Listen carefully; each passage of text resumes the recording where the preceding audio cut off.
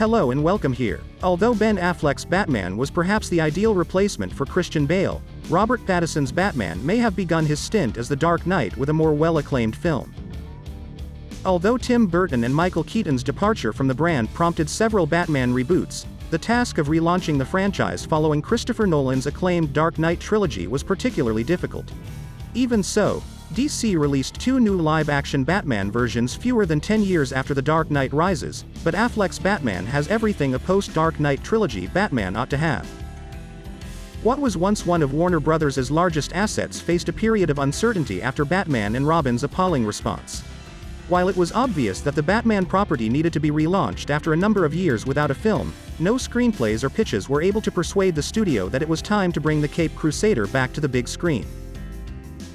Warner Bros. Gave the go-ahead for a new Batman movie with Batman Begins only after Memento filmmaker Christopher Nolan proposed a genuine Batman origin tale that would return the Dark Knight to his comic book roots. It wasn't exactly faithful to the comics, but as the star of the two most popular Batman films ever, Bale inevitably rose to the status of the Dark Knight's standard. Despite this, Christopher Nolan and Christian Bale were determined that The Dark Knight Rises would be their last Batman film, since Nolan preferred to present a singular tale than launching a multi-film series. Ben Affleck was chosen to play Batman in the Man of Steel 2 sequel less than 2 years after The Dark Knight Rises. Exactly what DC needed after such a great trilogy. Batman v Superman: Dawn of Justice debuted 4 years after the conclusion of the Dark Knight trilogy with a Batman who couldn't have been more different from Christian Bale's. In that it brought many aspects of the character that hadn't been explored on the big screen, from clothes to mythos. Affleck's Batman was a logical evolution from Bale's. On the other side, Robert Pattinson's portrayal of Batman was far too close to that of Christian Bale, making it seem more like a step backwards than forward. Batman Begins had a mediocre level of success, but both of its sequels, The Dark Knight and The Dark Knight Rises, broke the $1 billion box office barrier. The superhero movie genre was transformed by Nolan's trilogy of Batman films, and moviegoers' perceptions of Batman were also altered. The Batman films, starting with Batman in 1989 and ending with Batman and Robin, portrayed the Caped Crusader as an action hero with just his parents passing as his history. There was not really much significance to Batman's clothes, gadgets, or Batmobile other than the fact that they were awesome Batman toys. Batman has always been more grounded in reality than other superheroes like Superman, although Tim Burton and Joel Schumacher's interpretations of The Dark Knight, which were more stylized rather than realistic, were successful. All of those preconceptions were altered by Christopher Nolan's Dark Knight trilogy by creating a Batman origin tale in Batman Begins that even matched Batman's comic book background. Nolan offered an explanation for everything that surrounds Batman, including the Batmobile and the Batsuit, and anchored Batman in the actual world. All of those modifications obviously only had an impact because Christopher Nolan's 3 Batman movies earned positive reviews from reviewers and moviegoers alike. When The Dark Knight Rises debuted, many people saw Christian Bale as the undisputed Batman's cinematic representation. Bale was the first actor to portray Batman in more than 2 films. While it was questioned that DC didn't first produce a Batman standalone movie following Man of Steel, there was really no need for another Batman origin narrative now that Nolan had completed Batman Begins. The Dark Knight trilogy had already established Batman, his history, and his surroundings, and this was true globally, given how well received all 3 movies were. Even people who did not read comic books were familiar with the fundamentals of Batman's persona thanks to Christopher Nolan's Dark Knight trilogy.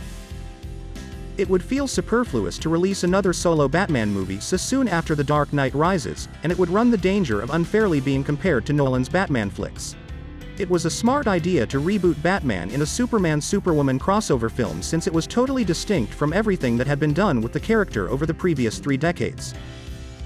Batman Begins, as opposed to Batman v Superman, had to start from scratch because it had been nearly 10 years since the last Batman film. Like most of Nolan's Dark Knight trilogy, Christian Bale's portrayal of Batman is grounded in reality.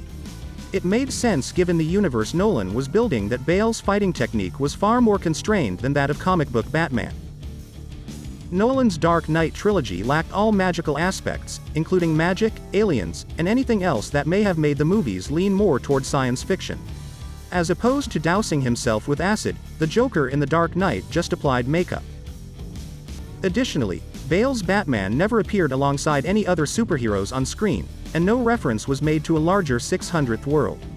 That realistic approach, although ideal for the tale Nolan desired to convey, ignored a huge portion of Batman's mystique.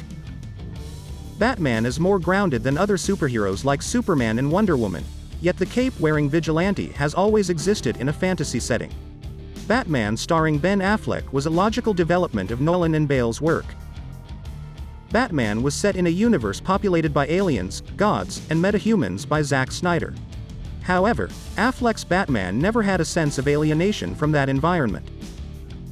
Ben Affleck's Batman did a superb job of incorporating the more fanciful aspects of the character into his costume, which was more like a gray vest than Kevlar armor and featured devices like a spear of kryptonite. After Nolan's Dark Knight trilogy, DC required a very different Batman interpretation that abandoned reality in favor of a more comic book-like style. Ben Affleck's Batman was just what they were looking for. This is not to imply that one of those methods is superior to the other, merely that Batman as a character gains by having such a variety of perspectives. The MCU and the Avengers films fundamentally altered the business at the time Zack Snyder created Batman, which asked for a larger Batman mythos and a broader universe rather than just another realistic portrayal. Compared to Nolan's Dark Knight trilogy, Matt Reeves' The Batman feels more similar despite all of its strengths as a film. It is crucial to remember that The Batman garnered higher reviews than Batman vs. Superman, and it appears that the Matt Reeves movie will be the beginning of a successful franchise. The fact that there is so much excitement about Ben Affleck's potential return to the DC Extended Universe demonstrates how influential Affleck's portrayal of Batman has been in popular culture. Please like this video and subscribe to my channel. See you soon.